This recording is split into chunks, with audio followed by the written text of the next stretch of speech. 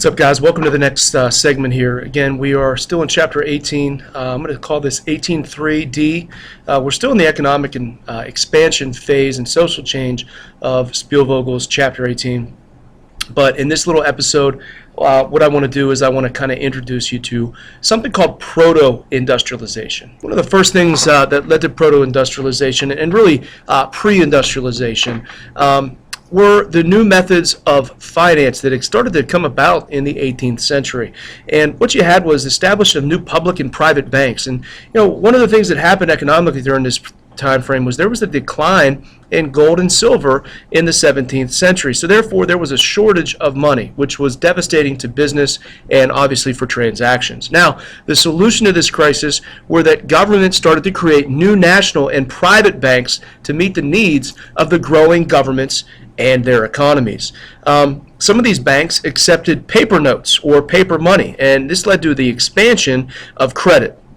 Now, again, you need to understand why is this significance, because business can't survive without banks, without credit, without loans. So this available credit drove the agricultural revolution and the scientific experiments that were needed and necessary to make the agricultural revolution go. And subsequently, these also lead to what's coming down the pike, as I said, the Industrial Revolution. So again, think about it. If you don't have an agricultural revolution, you can't have an industrial revolution. And where did this start? With these new methods of finance. So that's why it's kind of a big deal. Now, these new financial methods, as I said, they were very, very important to the success of a lot of these countries, in particular England and France. They led to a lot of promise, but also they led to speculation, in some cases, financial disaster. So the book gives you the example of the South Sea bubble, and one of the things that happened here, both Britain and France faced massive national debts due to the wars that you learned about earlier in this chapter, where they fought each other tooth and nail, not only in Europe but also in the colonies throughout the 17th and early 18th century. And in 1719, the British government gave a guy named John Law and his South Sea Company the rights to take over the national debt. All right, and in kind of a payment and a thank you, what they did for him doing this was they gave him a monopoly of the slave trade in Latin America a few years earlier. And the company would presumably make a profit from the collected interest that they made off of assuming the debt from the government. And that was supposed to be the deal. They made money off of the slave trade, but also they would make money off of the debt as people started to pay it back. Remember, we're talking about bonds and things of that nature. So when the investors didn't make their money back fast enough, early on it was okay, but early on when they didn't make their money back fast enough, the company started to convert the debt owed to them into shares of stock. Shares of stock in their company. And initially, a speculative frenzy drove these stock prices higher and higher and higher as investors believed that these prices would continue to go upward. Newsflash, spoiler alert, when things go up that quickly, they usually come crashing down pretty quickly. We see this in American history. Well, we know it. We see it also in European history. So this bubble ended up bursting in 1720, and it resulted in the first large-scale financial crash. And it took years to restore the confidence in the British government's ability to repay its debts. And that's why now, we have AAA bond ratings and banks, Standard & Poor's judging not just countries but schools and states and their ability to pay back debt, so people can make more responsible and better investments. So there's also something called a tulip bubble. It's really cool. I need to find the link. We did a little expose with this last year in class, and I think you'll find it interesting. But tulips in the Netherlands became like gold. There was a speculative frenzy there, and again, the bottom fell out. So anyway, the notion was Britain was able to avoid these disasters a little bit later on thanks to public confidence. And what this does is it allows Britain to borrow larger sums of money than everybody else at low interest rates. And that was essentially the advantage that they had later on in the 18th century. And one of the things that was able to propel them to victory against the French in the 7 Years' War. The Netherlands, however, was still the leader after even the tulip bubble in Europe's financial life, but Amsterdam was still the center of international finance until London replaces it in the 19th century. Okay, so what the heck am I talking about with Proto Industrialization, or the cottage industry, also known as the put-out system that you read about? Well, think of it like a prototype. A prototype of something, when you build it, is the original. So this is the prototype, or the early phase, the original phase of industrialization. And as you read, Europe in the 18th century is still relatively rural. Rural industry became a major pillar of Europe's growing economy in this 18th century. The rural population, as we talked about, was very, very eager to supplement its pretty meager wages that they earned as farmers. So this was supplemental income if you could get this work. And merchant capitalists in cities were eager also to draw on cheap labor in the countryside rather than paying guild members. We haven't talked about guilds in a while, but guilds or unions in the towns higher fees for their work. So they outsourced is essentially what this was.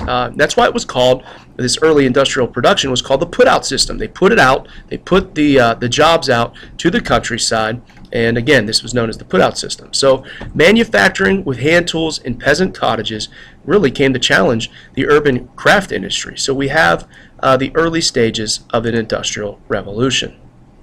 Now, the cottage industry, it develops put-out system. Merchant capitalist provides the raw materials. So if you're living in the city and you want to outsource this stuff, you get together the wool or the cotton and you ship it out to, now again, there's no FedEx, there's no Amazon, but you ship it out to a rural family who produced a finished or semi-finished product, and they send it back to you. So you send out the wool. You know what they'll do? They'll take that wool and they'll spin it into thread, or they'll spin it into yarn. They send it back to you. You also send out to another company, or again, I should say another family, who might actually have a loom, or they do it with hand, but they'll weave that thread into cloth, so on and so forth through the phase of, this industrial production. So, cottage workers in this process were usually paid by the number of pieces that they produced. Merchants would sell the final product for a profit. And the wool cloth was the most important product, as I said. But what's kind of cool about this is it really was a family business, a family enterprise at the local level. Work 4 or 5 spinners needed to keep one weaver steadily employed. They could come right from your family. Husband and wife constantly tried to find more thread and more spinners so they could make a better living. You've heard of the quote spinsters. Spinsters were widows and unmarried women who spun for their living. They would kind of offer up their services at other places and go around and make a living doing this. So sometimes families would actually, if they were really good, they needed additional people to fill out a work order, they subcontracted to other workers or other families. So this sounds like a happy thing because mom and dad and the kids can, in their downtime, work and do this and make a little bit of extra money. But there were some problems with the cottage industry. There were constant disputes between the cottagers and the merchants who, gave them the raw materials over weights and materials and the quality of cloth. You send it back, like, hey, I asked for more. And you say, no, you didn't. This is what our agreement was. So there was some dispute there. And rural labor was unorganized, and it was usually difficult for the merchants to control. So merchant capitalists, I should say, will eventually, not like the cottage industry, they're going to search for more efficient methods of production. And what this is going to lead to is the growth of Richard Arkwright's factory system during the Industrial Revolution, where they could keep an eye on all phases of production. So what's the results of the cottage industry? Thousands of poor rural families were actually able to supplement their incomes. There's a positive. The unregulated production in the countryside resulted in experimentation and the diversification of goods. Goods included textiles, knives, forks, housewares, buttons, gloves, clocks, and musical instruments. All were put out for the cottage industry. And we really want to know that it flourished first in England. Spinning and weaving of woolen cloth was the most important, and by 1500, half of England's textiles were produced in the countryside. By 1700, that percentage was higher. So the putting out system in England spread later to the continental countries, including France and Germany. Okay? So again, more money, led to, in the long run, a desire for more consumer goods. The fact that, people actually, sorry, I'm fixing something here. The people could supplement their income. When people have more income, they have more money to buy things, buy things that aren't necessities, but maybe even consumer goods. So this is going to pave the way for more goods and more industries, and it's going to be a leading factor in the Industrial Revolution. Okay?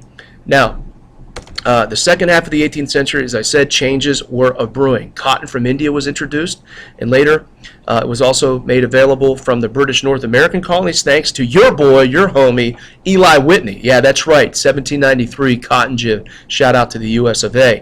People like cotton. Why? It's cooler, it's lighter weight. Think about just undergarments, wool underwear, ouch.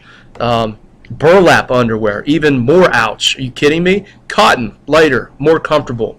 And again, to keep up with the demand of the new proto-industrial technology prior to horsepower, water power, and the steam engine, people started to come up with other ideas. As we said, there was a shortage. You couldn't produce this stuff fast enough. They needed more thread. The weavers needed more thread. The spinsters needed more wool, so on and so forth. So people start to invent ways. Again, capitalists start to invent ways to meet this demand. So 1733, John Kay invents, yes, you guessed it, the flying shuttle, which enabled a weaver to throw the shuttle back and forth between the threads with, you guessed it, one hand. And, again, you're not really excited about this, but it cut manpower needs on looms in half. Only one person needed to operate a loom, for crying out loud. Think of the results of that, people. It's just fascinating. 1764, a little bit later on, James Hargreaves invents the spinning jenny, which mechanized the spinning wheel so that 8 spools of thread could be spun simultaneously. And I know that excites you, but the early models had between 6 to 24 spindles mounted to a sliding carriage, and each spindle spun thread. So you increased the availability of thread.